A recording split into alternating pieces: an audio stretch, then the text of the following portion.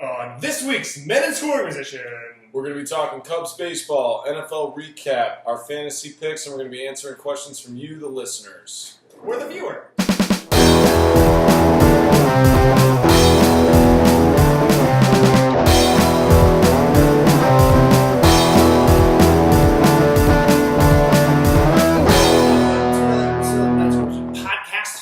Runner at second, Bill Tyrus, joined by a man who just wants to talk routes with Cam Newton.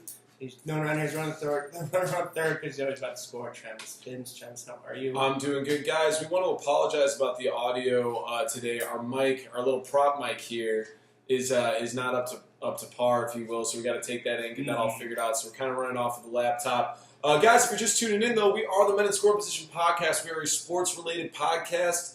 You can find us on any one of our social media platforms, Facebook, SoundCloud, iTunes, all self-titled Men in Scoring Position. You can also find us on Twitter and Snapchat at Men in Scoring POS. You can email us any of your thoughts, comments, general overall points of view to meninscoringpod@gmail.com. And guys, remember, if you like us on any one of our social media platforms, you'll get complimentary tickets to the world-famous Laugh Factory located in Chicago. Bill, what do they always need to do? Rate, review, and subscribe. Tell a friend? No. Tell a plethora? No. A cornucopia? No. Come on. So I thought cornucopia, huh? Thanksgiving. Speaking of fall. Yes. Oh, also, guys, we are exclusively through YouTube. I forgot. I'm doing. I got a good segue there. I know it's a great segue. Okay, segue back into the segue. Speaking of fall, doing a little playoff baseball here. Chicago Cubs are playing Game 3 today at 3 p.m. We're recording Monday, October 9th. Correct. Thank you. Yeah. So I thought we. Quick breakdown of the first two games. First game Friday, everything went according to plan. Mr. Hendricks, about to call him Jimi Hendrix. That's not his name. That's not his name. It's not. So Jim Hendricks. Jim. Go Jimbo. He went 7 innings, didn't give up a run. CJ comes in the 8th, strikes out a couple batters. Wade Davis in the 9th. Boom. Easy peasy. Yeah. Right? I think if the Cubs could just do that all the time, like if they just used 3 pitchers, no hits, that'd be great. I mean, there was like 2 hits, but no runs. See, they give Joe Maddon all this credit, right, for putting a pitch in left field. Right. For starting Kyle Schwarber. Great first name. Lead off. Mm-hmm. And just tell your players do this. Yeah. Every single time. It's so much easier. Hendricks, you go 7. We'll bring in CJ in the 8th. And then Wade Davis, you just mow him down 1, 2, 3 in the 9th, huh? I mean, like, I don't know why. I could be a fucking skipper in Major League. Old skipper. Old skipper. I like that. Is it funny to you that managers in baseball, they're always required to wear the same uniforms as their players? Could you imagine, like, seeing the Andy Reid in pads? I don't know. Well, I don't know if I'd want to see Joe Maddon in, like, a 3-piece suit in a dugout. I would.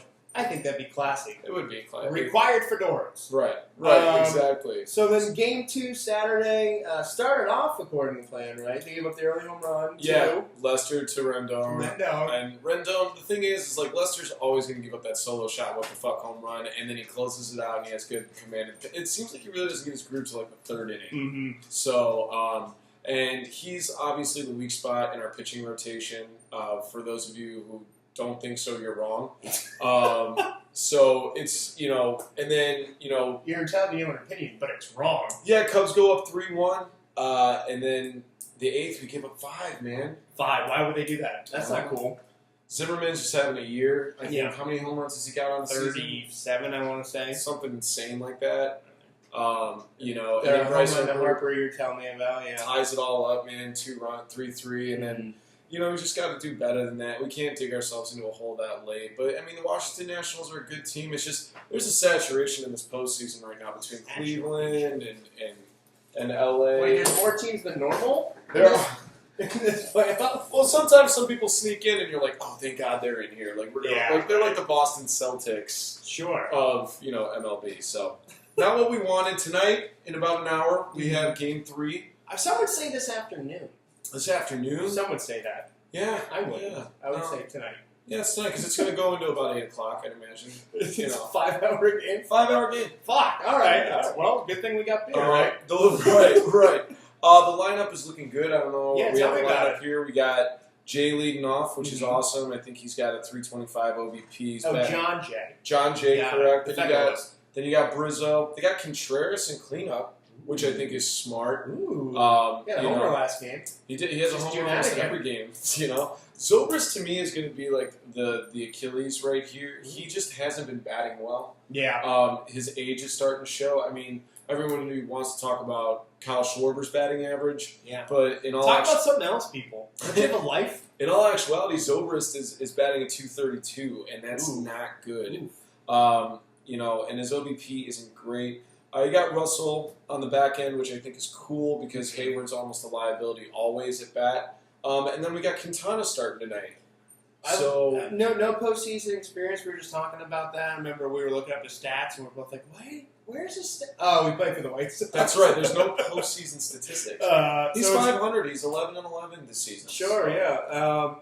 I think at Wrigley his ERA is like in the mid fours, which isn't great, and you're going against Scherzer, so it's going to take a team effort. You got to get on base. You got to get the guys in, and I mean Scherzer is a stud. Scherzer is. But then again, you beat Strasburg, and Strasburg, I think, is just as talented as Scherzer. Well, and not to mention the fact, I mean, even the run that we had last year, we didn't have the easiest pitchers to go up against. We went up against, it's playoff baseball. You just don't. We went up against Maddon. We Maddon up against Kershaw. So, I mean, Scherzer, guys like Corey Kluber, things like that. I mean, our bats have seen them. I think the only guy that hasn't seen him is Ian Happ, and he's not even in the lineup tonight starting.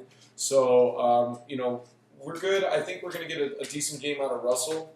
I don't like that Javi's not in, but we'll see. Yeah, it's a good small ball lineup. But Javi is a really good bench player, though, too. You can stick him in at any position going forward. He can be a pretty good pinch hitter plus fielder. Right. So I think I think that's a really good guy. Him or Russell, one of the two coming off the bench. I think Javi gives you a little more pop, too. Yeah. If, say someone's struggling or, you need a pinch hitter and then a double switch kind of thing. Well, if you had to think small ball lineup, this is the exact lineup you would do. The insurance policy of Russell behind Hayward.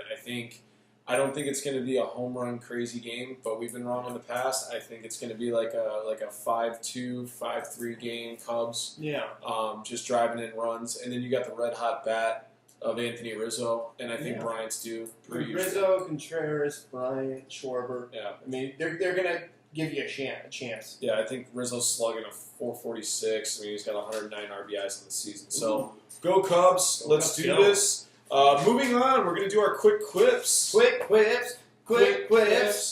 We didn't work on the song. Sorry, guys. That's our first time. We're trying. We're trying new things. And if you have any ideas for songs, please let us know. Email us. So, guys, for those of you who are first-time listeners, our quick quips is basically our NFL recap. We're going to go over Week 5. We're just going to kind of breeze through it, give you some of our highlights, and then we're going to break down our beloved teams. His Buccaneers, my Bears, who are going to be playing tonight as well. Yes. October 9th. So, Bill, where do we start? Thursday night. It was a rainy day in Tampa. And the score ended up being 19-14. So, what's more laughable?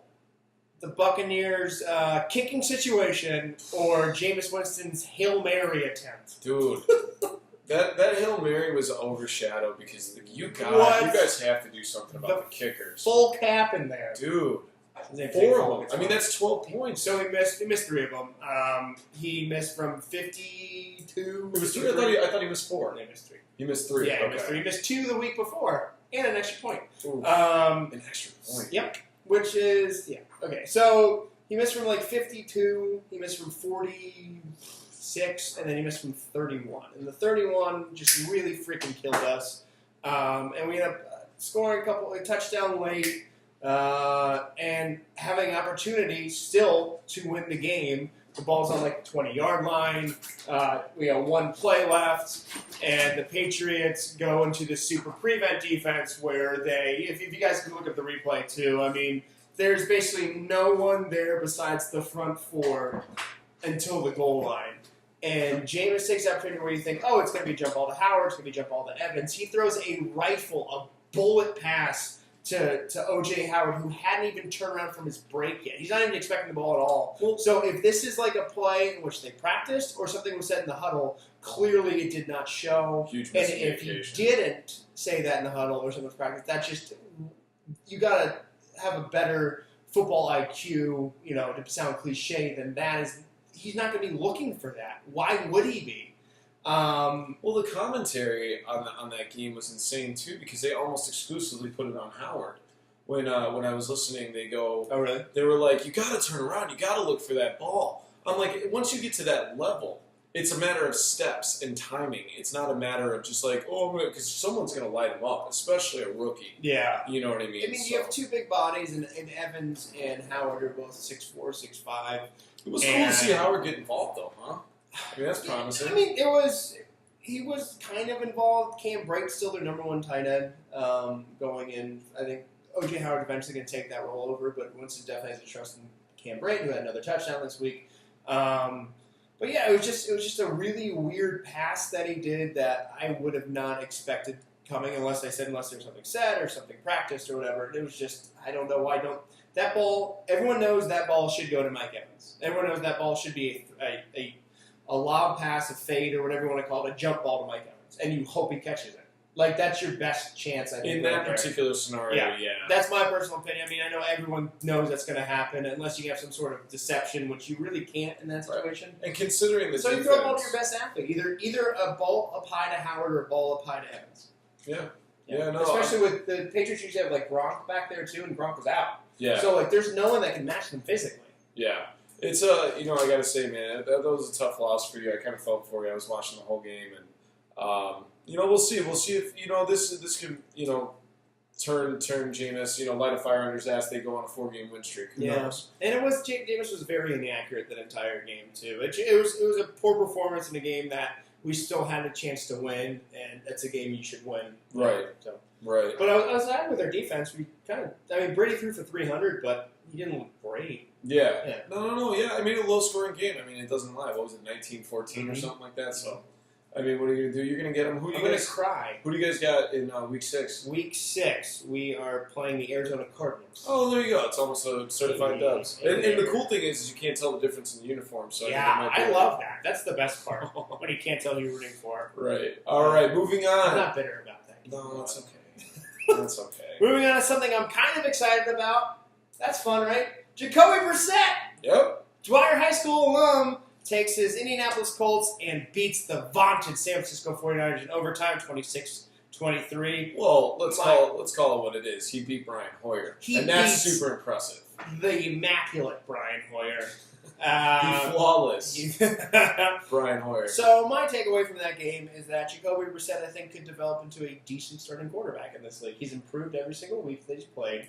And, I mean, he's using his weapons. He ended up with, we'll go into fantasy later, but he ended up getting a decent fantasy day. Yeah. He drove his team down and won the game. Yeah, it's cool to actually see that team come together because when the quarterback position in Indianapolis in particular is doing well, like other guys like elite, like T.Y. Hilton is elite. Mm-hmm. T.Y. Hilton is a top 7, top 10 guy in the league. You got your, and then, Frank Gore is still productive. Yeah. Marlon Mack looked pretty good that Marlon Mack was awesome. 9 carries for 90 yards. And they showed resilience, too, because I think that game went to overtime. It did, yeah. They won in overtime, and T.Y. Hilton actually dropped a touchdown. I mean, he still ended up with decent. I think it was like 130 yards. But he did drop a touchdown from Jacoby Brissett. So Jacoby Brissett had even more fantasy points for you. Duly noted. So moving on to the... New York Jets. I was going to say Jets-Browns, baby. Jets-Browns. New York 17, Cleveland 14. The Jets are so bad they can't even figure out how to fucking tank. Dude, so any of you guys, if sports fans watch Barstool Sports, you'll know that they're a bunch of cynical cunts. They just kind of bitch about everything. They really have nothing positive to say. But their take on the Jets is hilarious. And it's that of, you fucking kidding me? You had one job, and that was to lose every game, and now you start winning.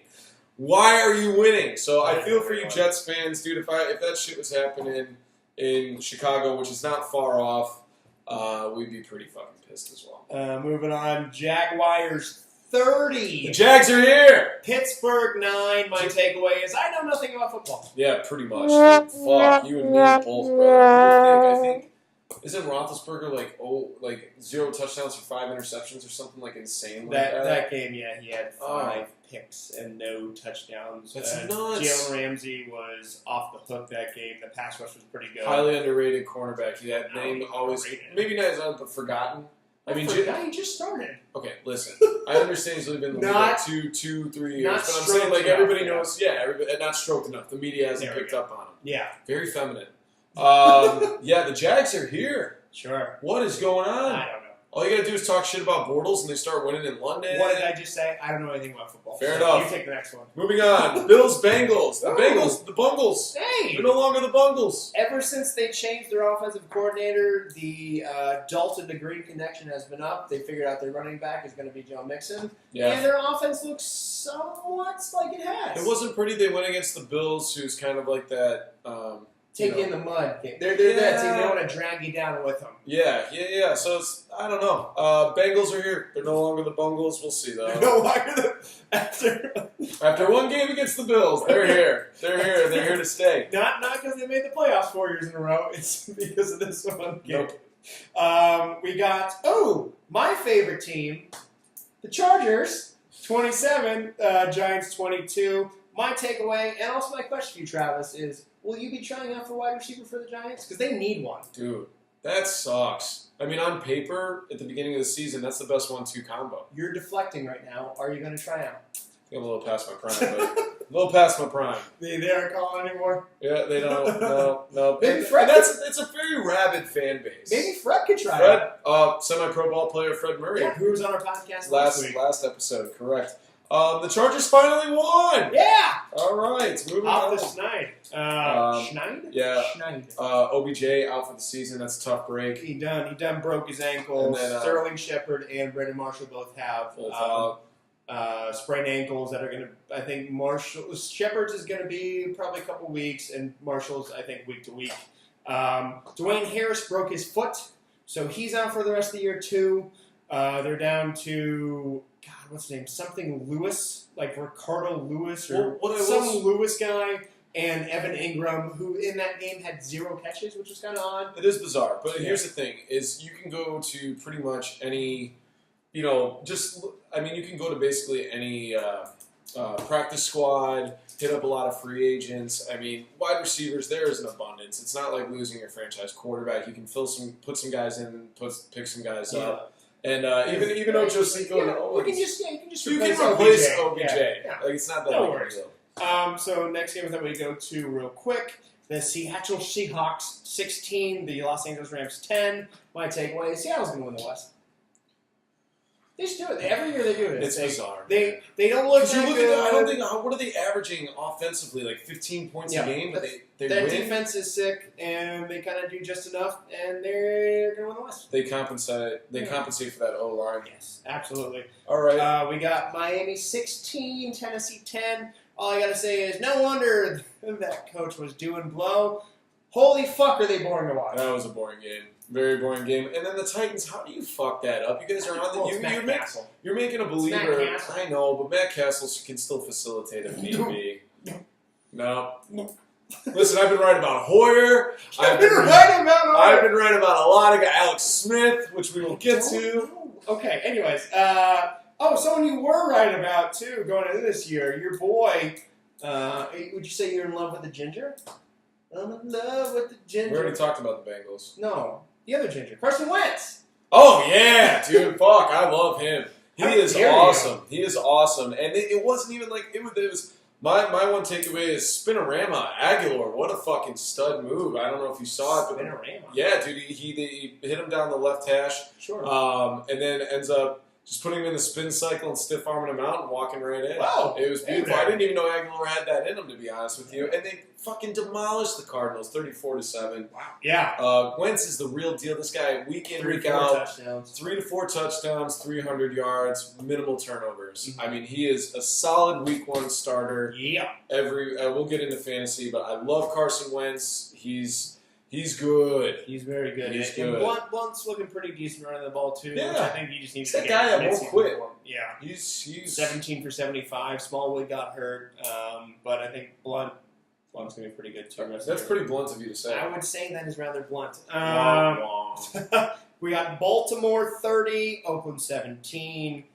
No Derek Carr. I didn't expect them to win. Right. That's all I can say. Right. And the Ravens fucking utilize Ben Watson, man. I was really hoping you guys would. Oh, don't you? You like Ben Watson. Okay. So we got Carolina 27. Yep. Detroit Lions 24. I think Cam just had to be chauvinistic in order to get his groove back. I mean, that's basically all this boils down to. It was a barn burner, 27-24 down the last, and Cam was lights out. He makes everyone around him look good. A backup tight end had 175 yards. Yeah. Fucking Funchess. I mean, now we have Funchess Benjamin. Yeah. Funchess Benjamin, which we will get to. So that was pretty cool. Yeah. I think Cam's probably about 90% back from his shoulder surgery.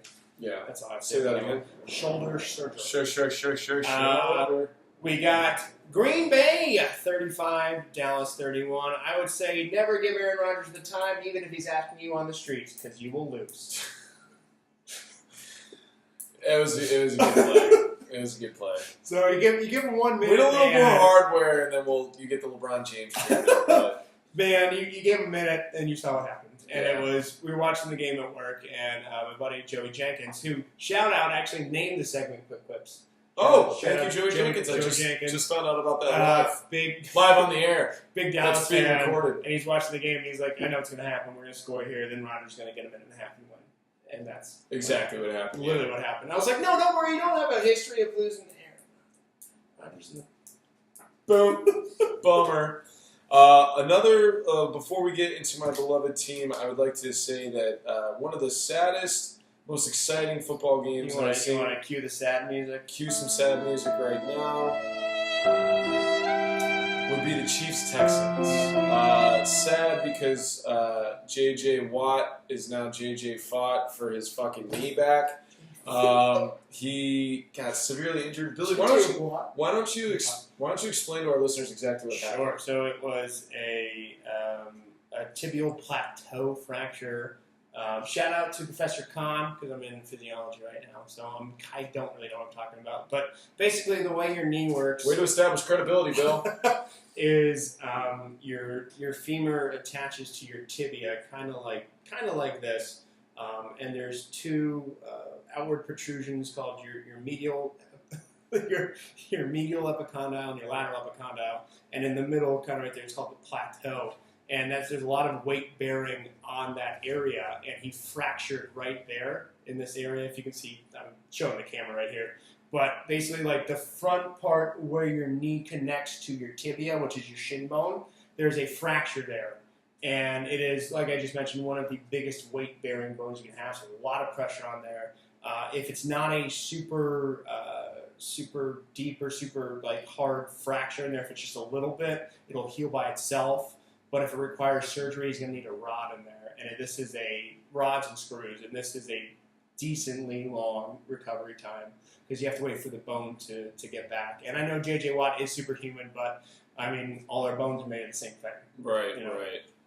It's a bummer, man. So he's definitely out for the season. By the way, we're going to be posting a quiz on exactly what he just gave you, so make sure to sign into our Facebook. No, but in all seriousness, interesting for anyone besides me.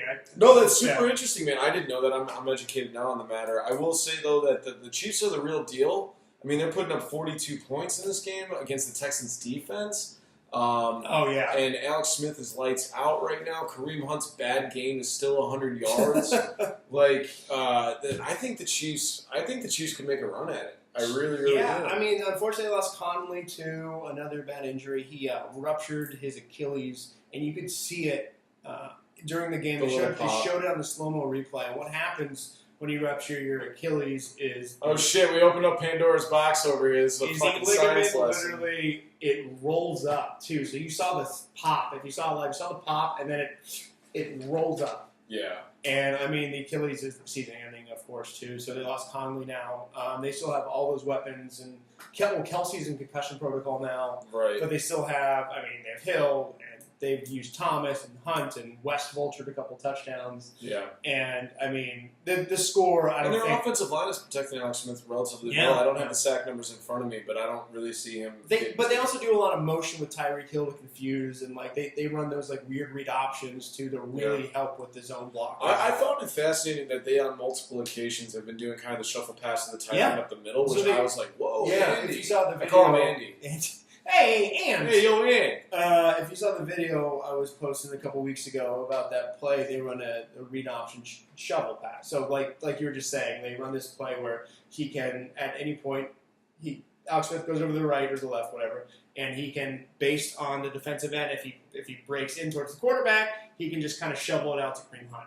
If he comes to a Kareem Hunt, Alex Smith can either run it himself or he can shovel it forward to Travis Kelce. Which is almost like a triple read option. Basically, yeah. You know what I mean? And that's ballsy to play at this Absolutely. high level. And Smith hasn't been hit that hard either, so he runs it really well. He just gets wrecked. He ran a similar style of play back in college. I mean, that was so long ago. Oh my God! So it was 13 years ago. He played at Utah. Was a while. So he's pretty damn good around the option. Yeah. Well, now it's time to cue up that Monday Night Football music. Dun, dun, dun, dun. Dun, dun, dun. Guys, tonight we have the NFC North breakdown of Vikings Bears. I know everybody's on the Vikings right now with their defense and so on and so forth, but I just want to hit you with some statistics for you Bears fans. Let's do it! Howard's season stats, he's averaging 4 yards a carry. He's got 4 touchdowns, only 1 fumble. He's battling that shoulder injury, so as long as he comes back. So the way your shoulders work, I'm just kidding. Oh God, Jesus, I'm spent. It's a ball and socket. But last game he got relatively shut down by the Packers defense. He had 18 carries for 53 yards. He was averaging about 3 yards, which isn't impressive. Still goal line, got the 1 touchdown. But we're running a 2-back system because Cohen. He's got, averaging 4 yards. He's got 24 yards reception last game. I think it's a 1-2 punch. And there's a couple things that I'm really pumped about with this game. I think that Fox you're gonna see Adam Shaheen, our 2nd-round draft pick, in formation. Been wondering where he's been. Yeah. So I think what they were doing is they needed a blocker for Glennon because he's so fucking immobile and such a piece of shit that. That they had to, now they're going to put in Shaheen where Trubisky's a little bit more mobile. They can develop kind of a rapport. They seem to have a decent rapport in the preseason. I know they had the 1 touchdown, a couple connections. Mm-hmm. So I think Shaheen possibly could sneak in and be like a silent, cool, maybe 7-8 receptions, like 50, 70 yards. Yeah, just a cool 7-8 receptions, yeah. Which I'm hoping for. Vikings D scares me, obviously. They sacked Stafford 6 times last game. They're 3rd in rushing yards allowed. But I think our way to success is the defense just needs to do what they need to do, try not to be on the field too much, and just short dump-off passes. Don't have Trubisky do too much, hand the rock from Howard. And I think it's going to be a low-scoring, maybe like 24-23 game Bears. Are you at all concerned that Bradford's probably coming back? No. It's Bradford at the end of the day. I know. Isn't that weird to say out loud? I mean, yeah, they facilitate. They're a good team. Stephon Diggs can line it up at any moment. We're riddled. We got Trevathan's 2-game suspension for the hit on Devontae Adams, which I think is still in full effect. So losing a guy like him is tough. Mm-hmm. But I mean, Minnesota doesn't have Cook, so it's going to be Murray and McKinnon. Right. Latavius Murray. And we're pretty good at run stopping up the middle for the most part. It's going to watch out for Thielen and Diggs on the outside. Yeah, I mean, it's same thing week in, week out. Good receivers. We did stop Antonio Brown, so I mean that gives us some kind of hope. I'm not trying to be that nostalgic, like, oh, we'll be fine. Like when we were going into Green Bay and like the Bears acted like we won the Super Bowl because we beat Pittsburgh on the road because Pittsburgh was on the road. I'm like, you guys are the most overzealous, short-term memory fucking fan base. Like, just Green Bay's gonna fuck us up, and that's exactly what they did. So, I say Bears take it tonight, but not by much. We just have to kind of do it, and it's Monday Night Football. And we got Trubisky. It's a fucking wild card game. You have no idea how it's going to pan out. I mean, let's have some fun, right? Fuck it. Yeah. So I thought So that was our quick segment. Yeah. We are going to be moving on. Hopefully it was quick enough for you guys. Hopefully. I also want to say shout out real quick to another Dwyer alum, Nick O'Leary, tight end for the Bills, who came in for Charles Clay after Charles Clay went out got carted off the field.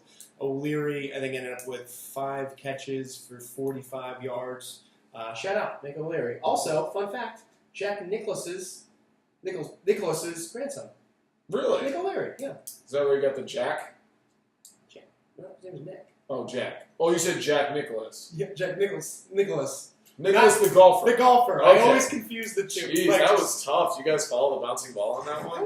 He's Jack Nicklaus's grandson. Got High School. it. So unfortunately this week we weren't able to record a preview podcast. That is my bad. I was entertaining family. It was all of our bad. We screwed up. One of us goes down, we both go down. That's true. When we go down together.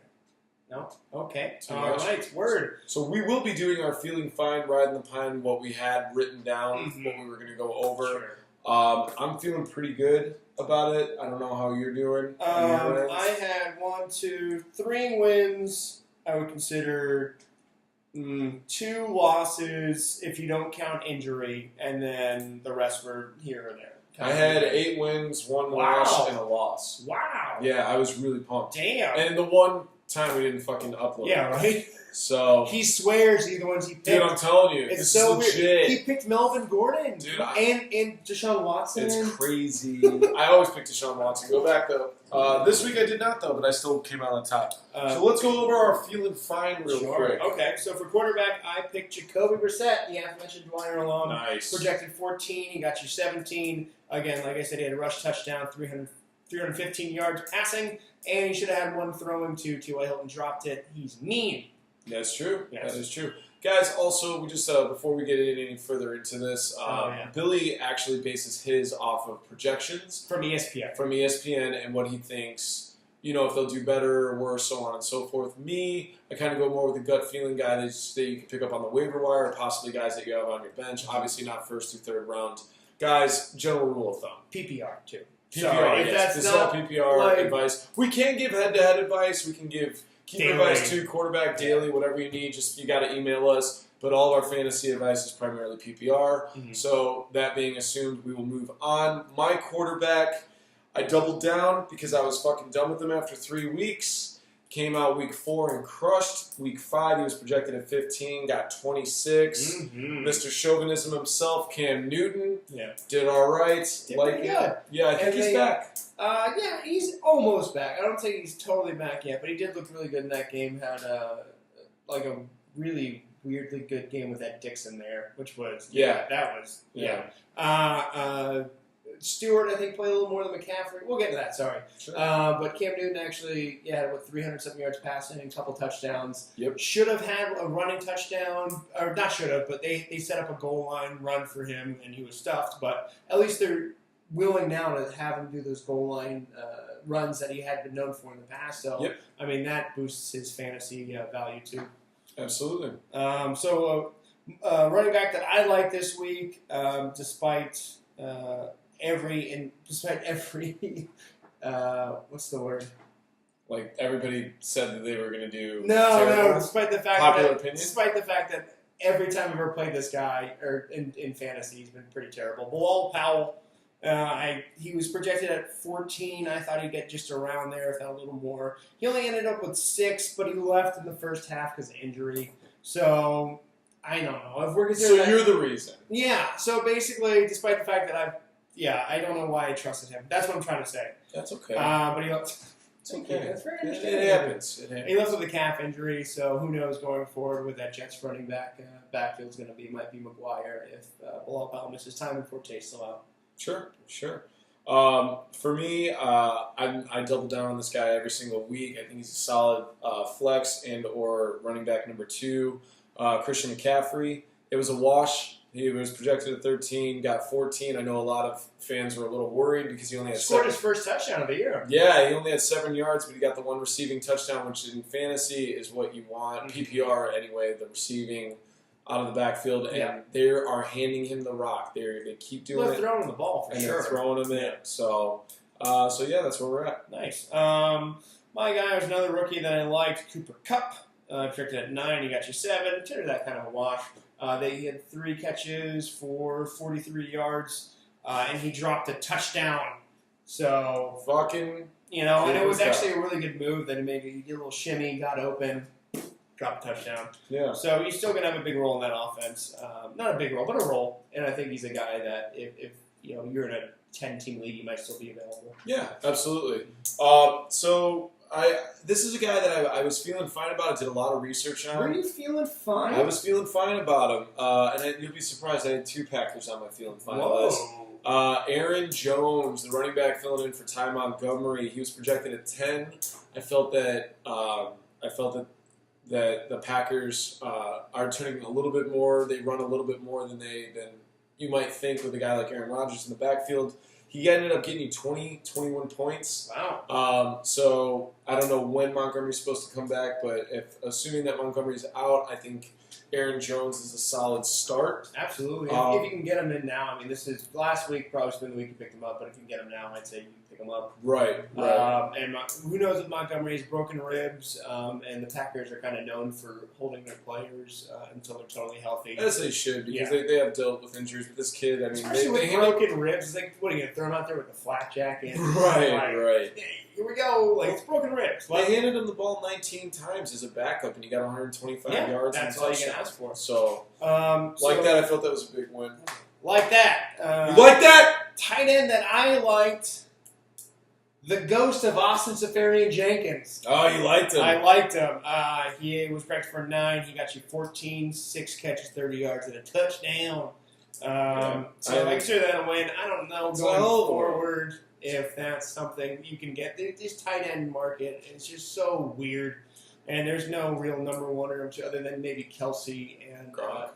Gronk when he's healthy. And Zach Ertz. Yep. Other than that, it's kind of like, who knows? I wouldn't even go as far to say Zach Ertz. I think you're just feeling good about the trade. Good call, man. I actually ended up made him ride the pine. That was my loss. I felt pretty bummed about that. You know what? I have another loss too, but we'll get to that when we get there. Yeah, we'll get to that. Good feeling fine. You want to talk about coming back from the dead? Devontae Adams. Oh, wow. Poor guy I thought was dead. He was projected at 12. He got you 25 points. Yeah. 7 receptions, 2 touchdowns, 66 yards. Got you that late touchdown. Yeah, good for him. Stud, man. I mean, that was a brutal hit against the Bears. I thought that he was really fucked up, like Kevin Everett, the old Bills tight end. I don't know if you remember that. So went to Miami. Went to Miami, correct. So, Devontae Adams, that is a W. Loss for me, well, plus or minus because he was injured. Carlos Hyde projected at 15 going against a really, really, really bad run defense of the Colts. I thought for sure he was going to do well. He left with an oblique injury, 8 carries for 11 yards. So his outlook's oblique? So your obliques are on your side. Oh God. So this might be, depending on how bad this is, if it's a strain or a tear. Matt Breida, I believe is his name. The backup is someone you should look into because he's pretty good. Yeah. I got 2 more Ridin the Pines. I'm just going to finish up here. Feelin Fine. Feelin Fines. I apologize. Amendola. As long as Julian Edelman's out, he is a solid wide receiver too, a flex option. I mean, the guy. As long as he's healthy. And as long as he's healthy, I mean, he's 8 receptions a game, 77 yards. He was projected 12, got you 16. I mean, this guy single-handedly helps me win week in, week out. And then my 5th and final, the guy that I'm really feeling fine about, was Dixon, the tight end. He ended up he was 5 receptions for 175 yards. He was projected at 8. I started him, and he got 23 points.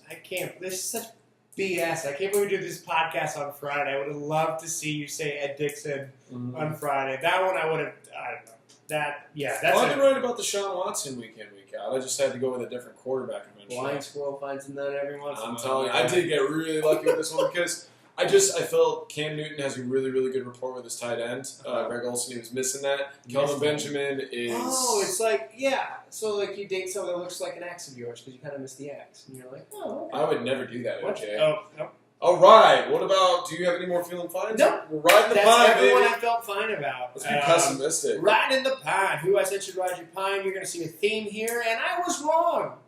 I went big in on Houston's defense this week. Got negative 7 points. I started them. Thought this could be a week in which the Chiefs come back to earth, and you'll see this reflected in my Riding the Pine picks.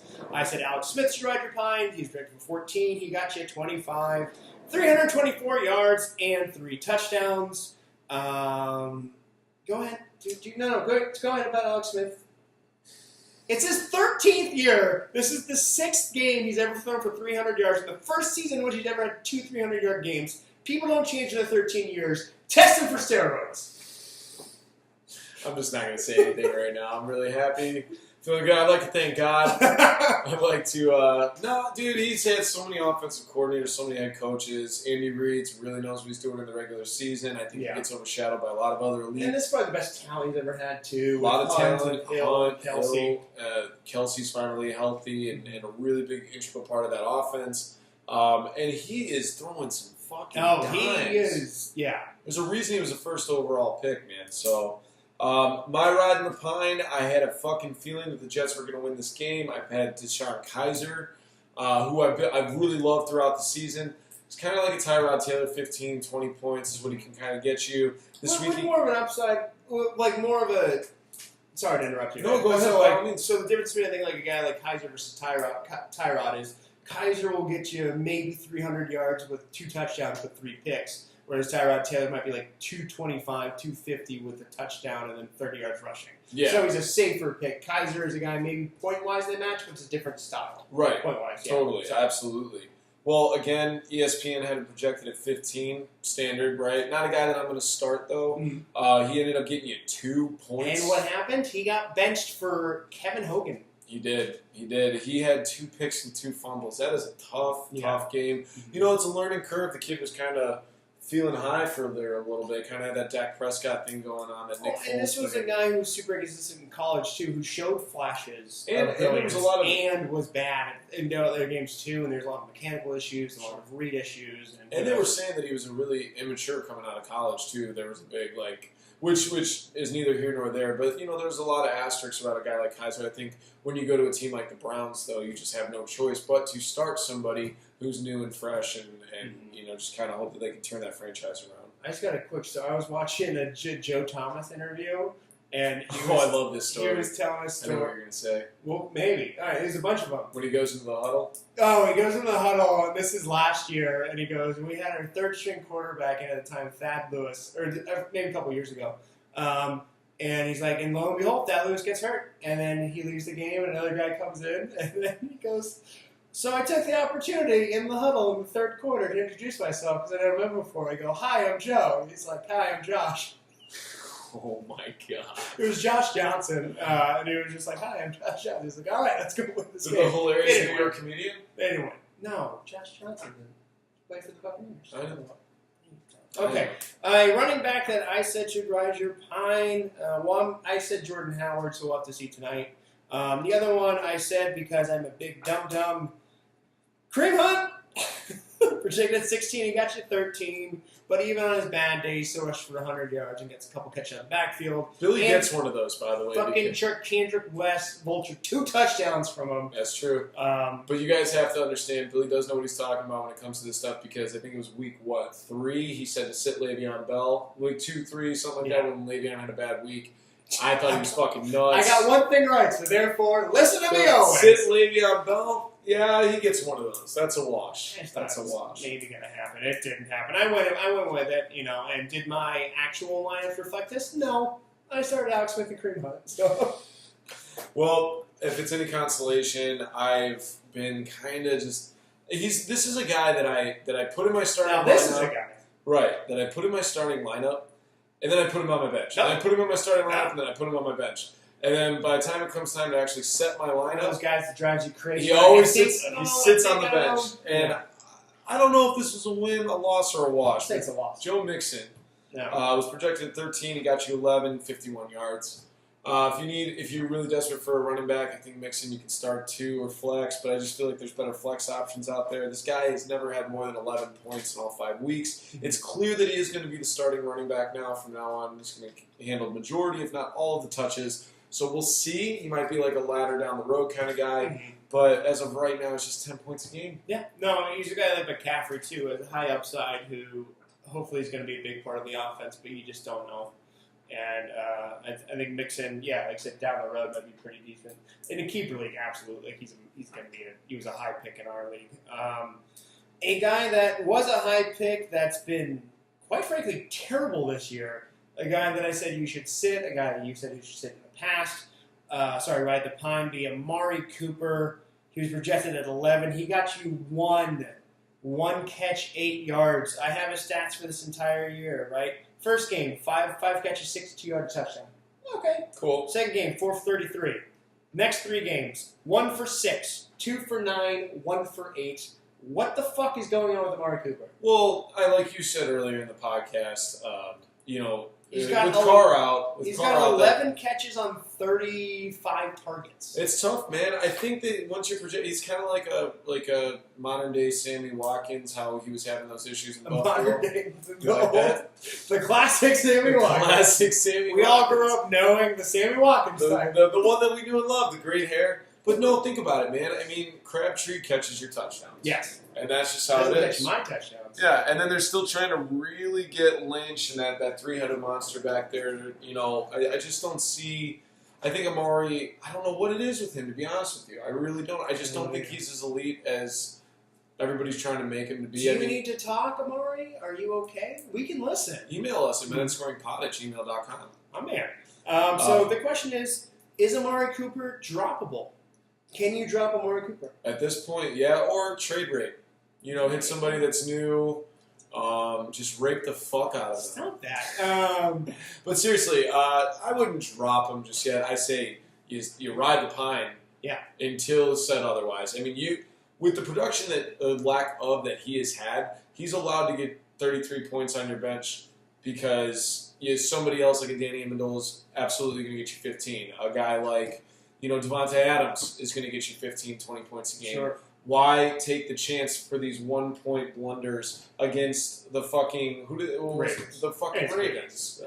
Whatever. Jimmy Smith's a good corner. Whatever. We get it. You got Weddle. Guy. All right. So ASJ was the guy that I wrote the pine. I was obviously wrong. Another guy. Obviously wrong. That I was super wrong about, but for some reason, both these guys are crushing week in, week out on both sides, man. You got DeAndre Hopkins on one side, and Will Fuller, who I picked up in a super saturated league, 2 receptions for 57 yards and 2 touchdowns. He was projected to get 10 points. He got you 20. Is that an anomaly game? Is that going to continue to happen? He's got 4 touchdowns in the past 2 games and 2 touchdowns. I picked him up off the fucking waivers, and I sat him like an idiot. I think with Watson out there, Watson's not afraid to throw the deep ball as opposed to Tom Savage and Osweiler Coolest name, worst quarterback. And you saw it last night with Hopkins. He was just throwing the ball down to Hopkins, like just jump up, like you got this. Hopkins is. And Fuller is turning into a better wide receiver. I think he's running better routes. He's catching them all better. Fuller's a guy who's going to have a high upside, but I think he's also a guy you need to be worried about because he's more of the high risk guy. Yeah, because he's not high risk, excuse me, but like he has the high ceiling, but I think he also has a low floor. Sure. Well, either way, he's a fun flex player. Yeah, absolutely. Both of these guys. I think going forward, he'd be a very fun flex player. DeAndre Hopkins, I have him personally in one of my leagues. I mean, I don't think he's had less than 25 points in a game fantasy points, which is really fucking great. I was not expecting that last season. He was not that productive. But Deshaun Watson's a stud. They got something brewing over there. Mm-hmm. So yeah, that is a guy that I really, really, really fucked up. Do you got any other ones? It's okay, buddy. I do. I was feeling stupid. Well, no, I'm feeling stupid too because I picked Travis Kelce to ride your pine. For 13, you got your 17, and he left the game early with a concussion. So I'll take the L on that one. Yeah, that's Damn it, okay. Houston! I thought you'd do better. So this was kind of a really safe bet on my part, but I know we've actually gotten a couple. My buddy Matt Nowatowski, he said, he was asking me about Chris Johnson, Andre Ellington, your favorite. And it seems that Andre's in a league still. Andre Ellington is the clear number 1 down back in Arizona. I'm sorry, and I said first in your heart. First in your heart. I said to ride Chris Johnson. He was projected to get 80. Got you 4, 9 carries for 21 yards. Until said otherwise, until Johnson comes back, which he won't. You got to go with Andre Ellington. He won't come back. You got to go with Andre Ellington. He's gone. So that finishes our recap, but I thought we'd have a couple fantasy football questions. We name drop on this podcast. I don't think you're safe. If you don't want us to name drop, make sure that you message and say that because we're just proud of you. We love our friends, we love our fans, we love our country. Sure. So Rob from Portland asks. Rob from Portland. Also, shout out Rob from Portland sent us in the intro song. The new intro song that you heard today is compliments of Rob from Portland. But he wants to know something in return. He said his payment for creating the song is answering these questions. Oh, thank God. He is in a non-PPR league. Ooh, okay. Different. Okay. He has both the aforementioned Kelvin Benjamin and Devin Funchess. Week in, week out, who should he start? Is there a clear number one, or is it matchup-based, in your opinion? Absolutely 1,000% matchup-based. It's any given Sunday with those guys. I think the safer bet, and correct me if I'm wrong, is Funchess. I think Funchess is the 10 to 12. He's always going to get that, whereas Kelvin Benjamin is high risk, high ceiling, like you said. Kelvin say that. Well, low ceiling. How did you say it? For Will Fuller? It was something, high ceiling, low something floor. about a vagina. High ceiling, low floor. Deep, this shallow pocket.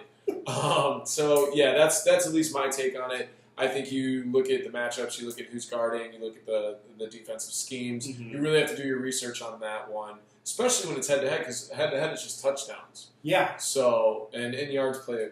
For me, they're both the same style of wide receiver. They're both big, strong, not too fast, but can run decent routes. Hot. I think Benjamin's done it before. As in his rookie year, he had a really good year. Funchess, this is kind of his first. I think this is the second year, but this is the first time he's been kind of featured in the offense. Yeah. I say it's Benjamin.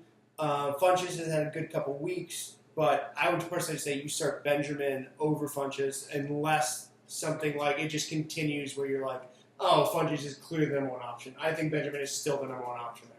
Okay. Yeah. Cool. So we have a question. This is regarding a dynasty league. This comes from Zack from Brooklyn. Some interesting leads. Yeah. So Zack in Brooklyn, not from Brooklyn. He's in Brooklyn. Zack in Brooklyn. So Brooklyn, what up? So he's in a keeper league in which a few teams. This is week 4 or week 5 now. Have already benched all of their players in order to tank get better draft pick. Now, his question is: should they implement a rule for anti-tanking? What's your take on tanking in a keeper league? Absolutely. Well, if you're starting, what are we, week 5, week 5. 6? Like, that's horseshit. I think the commissioner needs to take charge. I think there needs to be, like, kind of a veto of sorts where you make it, 3 people, because if half your league is doing it, then obviously you're going to get overruled. Or, maybe possibly hop out of that league. But I am 1,000% against tanking. I think it's a childish move. And I think it gets people uninvested and uninterested. I understand the purpose of it. It's their money. But that affects the rest of the league, and it's just a dick move. Yeah, I mean, I think there's the competitive side to it, the fun aspect of it. My personal opinion on this one is that it is their money. As long as they're still kind of in good conscience, good faith, actively trading and not just hoarding players, and still participating in the league, I'm okay with it. What's funny, though, too, is you noted in the email that the people that are doing this are from Philadelphia.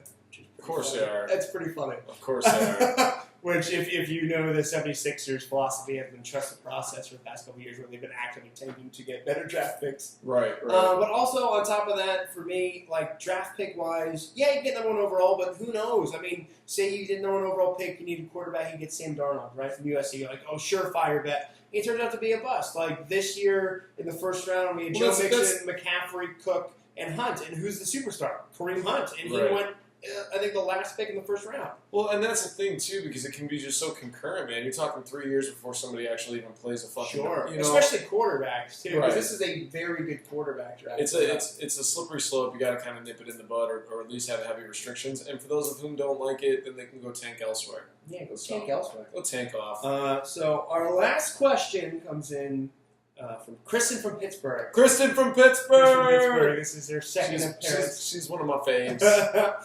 She had a question. So her team is pretty bad this year. So what she's saying is that... Me last year. She offered a trade, Zach Ertz for Buck Allen. Now, her theory was that Zach Ertz is going to be consistent 11 to 15 points, 12 to 15 points, whereas Buck Allen has the potential for a 20-point game where Ertz really kind of doesn't. And her thought process was... she was going to risk it now because she needs the wins as opposed to, have the safer play with Ertz. Do you agree with that? Well, I have a question. Did she say what her record was, or are we just assuming it's really bad, maybe the 1-win season or something like that? I think. Let me look that up. Because I think there's a time to panic and a time. So what she's saying is she also doesn't really have a lot of trade assets. So this was she's like, I could get a guy like Buck Allen for Zach Ertz. Well, I've had that issue in the past, and what you do is instead of going all in on one player, I think what you do is well, we'll get to the Buck Allen Zach Ertz trade, but I think what you do is you get role players. You pick up 15 to 20 point quarterbacks. You get your 10 to 15 point running backs to 5 to 15 point running backs. You get your wide receivers like your Danny It's so easy to do. How did you guys do this? It's so easy to do. Well, we're assuming that she's in a 12-person league PPR, right? So there are these guys, these waiver wire pickups, and again, matchups. You really got to do your homework on that.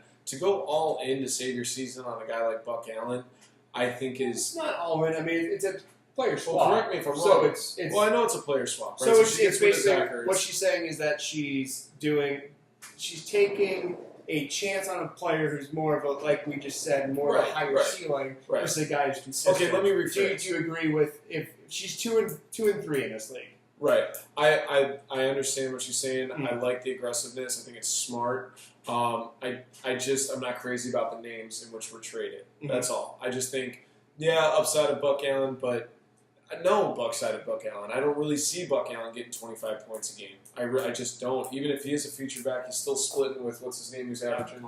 Yeah, who's averaging 7 yards. And if you're going to go all in on somebody, go all in on a guy that, like a number 1 draft pick. I mean, you get rid of 2 or 3 guys if you can. Really, really hunt the waiver wire for flex options and things like that. But if you're really that desperate, I applaud you. I just don't think that Buck Allen's really going to change it. But it was a very smart, to answer the question to kind of come full circle and quit waterboarding it, it was aggressive. I admire it. I'm not as hopeful as you may be in a guy like Buck Allen. Mm-hmm. That's all. Yeah. No, I agree. I hate to shoot it down. I think maybe start proposing some major trades, let go of some guys that you don't want to let go of. Go after guys like DeAndre Hopkins when you got a guy like, say for instance, I know in my one league, guys got DeAndre, Le'Veon, and Ezekiel Elliott, right? He picked up Ezekiel because they thought he was going to be gone. DeAndre was like a second or third round guy for whatever reason. A guy like that can afford to lose a guy for 20 points a game if you're going to offer him, say, somebody that you don't want to get rid of, like a Cam Newton or a Julio Jones who's, had the bye week or something like that.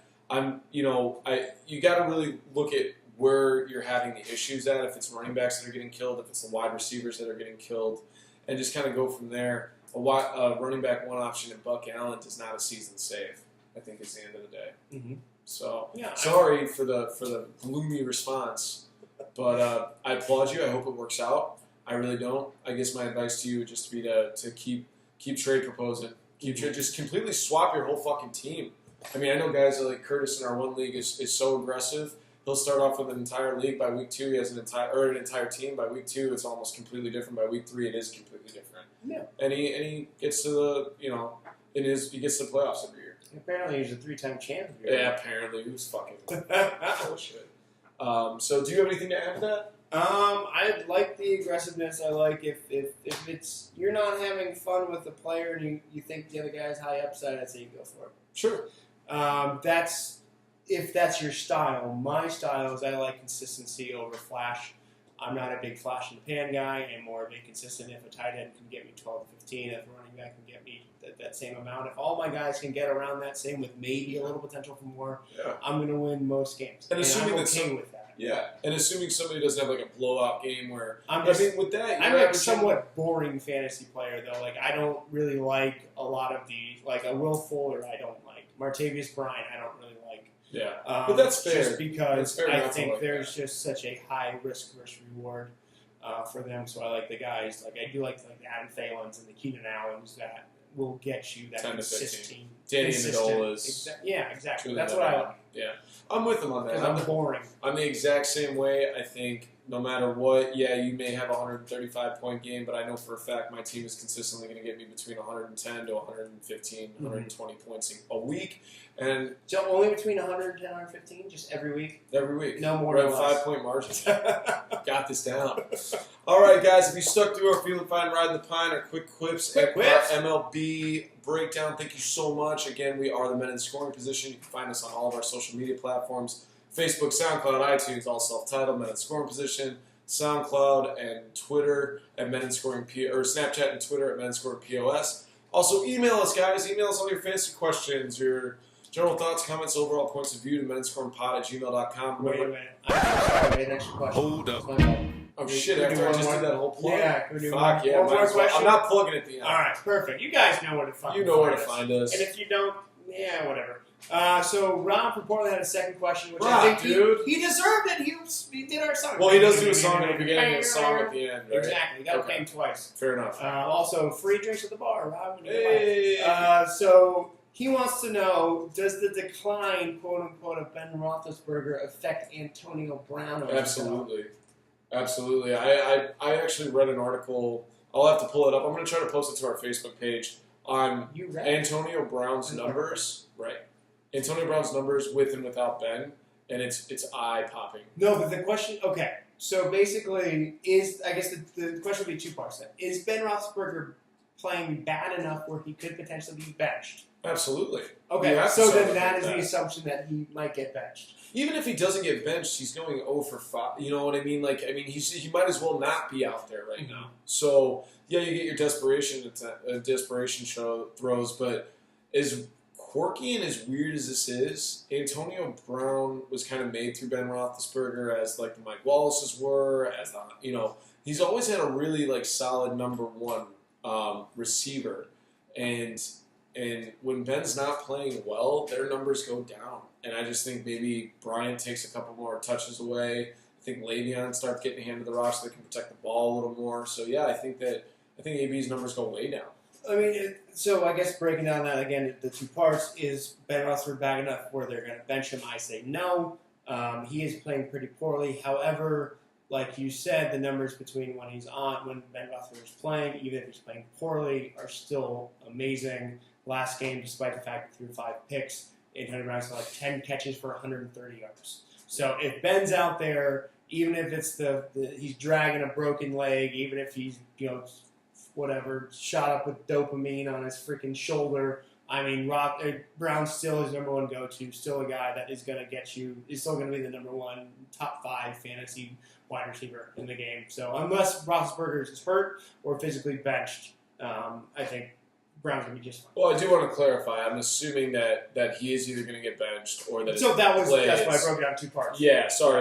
If he's out there, that's his guy, right? Yeah. So even if he's playing poorly, I still don't think it affects Brown. Right. Okay. Well, hopefully, Rob from Portland, that answered your question. And guys, lastly, feel free to like us on any one of our social media platforms. Show up to 3175 North Broadway. Get complimentary tickets to the world famous Laugh Factory. Come out. Enjoy a comedy show and, have some fun. Okay. I will. What the fuck was I supposed to say? I don't know. Fuck, come see a show. Bye. Bye.